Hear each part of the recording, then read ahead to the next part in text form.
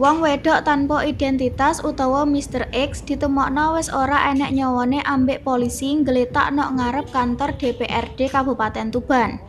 Korban sing kira-kira umure 55 tahun iki pertama kali ditemokno warga ambek tukang becak sing biasa mangkal nok sekitar nggon kedadean.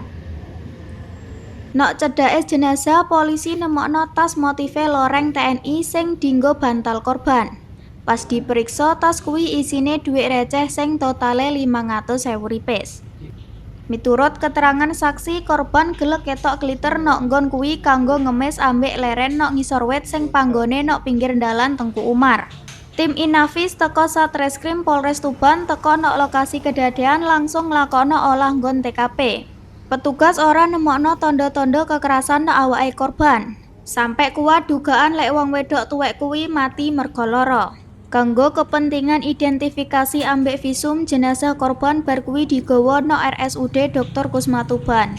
Pihak kepolisian ngehimbau masyarakat sing ngerasa kehilangan keluargane ambek ciri-ciri kuwi kanggo nglaporno nok Polsek utawa Polres Tuban. Siki Muhammad, JTV, Tuban.